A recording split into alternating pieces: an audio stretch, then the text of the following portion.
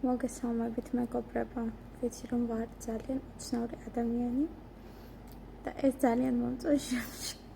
მეგონ სპეციალურადაც არ შევიცვლები. დღეს აღარ სურს რომ ჩემი ლექსი შემოგთავაზოთ.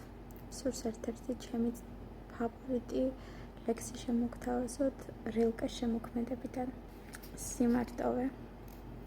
და ბოლოს ჩემს კომენტარსაც დავაყოლებ თუ კი არ შეგაწუხებთ.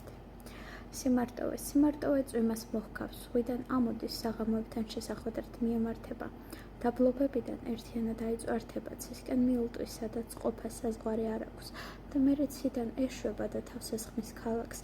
წუხსეც რიჟერსეც წვიმატყოფნა ხშირად უნდება, მაშინ როდესაც ყველა ვიწრო ქუჩა ბრუნდება. განთიადისკენ და როდესაც ერთი მეორით გაწბილებული სხეულები ცალკევდებიან, ხოლო ისინი ერთმანეთს რომ ვეღარ იტანენ ერთ ცერცელზე იძულებით სიზღით წვებიან, სწორედ მაშინ მიედინება სიმარტოვე მდინარეებში. ხო და ბევრი არამკითხა მომბეც არსებობს, რომლებიც დაგიწყებენ რატო ხარ მარტოსულიო. ძალიან გაინტერესებდა რა ხალხო. მე პირადად არავის ცხოვრება არ მაინტერესებს. ეს შემოქმედება მიყვარს. ასეთი შემოქმედება, რომელიც შეგწდება და გონია რომ იმ დროიდან ხარ, როდესაც ეს დაწერეს, ალბათ კარგად ახსნის ყველაფერს. ჩემს სიმარტოვესაც თუნდაც. რილკეს მაგალითი გაიხსენეთ თუნდაც. როგორ იყო დაკავშირებული ფროიდთან და ნიჩესთან. ძალიან სასაცილოდ, აღარ მოყვები მაგ ისტორიას. ერთი ედიტიც მაქვს ადრე გაკეთებული, შეგიძლიათ ნახოთ. სტენდალი, რომელიც ყველაზე კარგად წერდა სიყვარულზე და იყო ერთ-ერთი ყველაზე მარტოხელა ადამიანი. დოსტოევსკი, ტოლსტოი, რომლებსაც ჰქონდათ აკვიატებები და ყავდათ მეუღლეები, ამაყობდნენ იმით, რომ ცხოვრებაში არავისთვის არ უღალატიათ, მაგრამ მთელი მათი პერსონაჟები სწორედ აკვიატებებიდან მოდიოდა.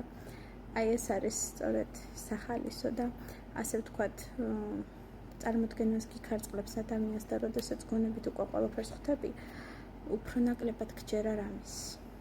ასე რომ სიმარტოვე მიედინება მდინარეებში და აი რილკეს მაგალითი სკანცთან ნამდვილად არ მსურს.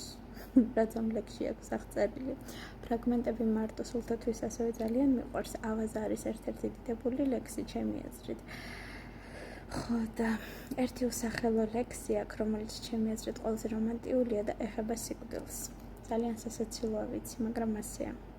კიდე ჩეხოვი გაიხსენეთ, რომელიც ძახთა რომ შავ ვეუყვარდა და მხოლოდ სიკვდილის მერე ნახავდნენ დაოჯახებულს. დაოჯახდა მალევე გარდაიცვალა და ტურგენევი, მაგაზე აღარ მომოყოლოთ.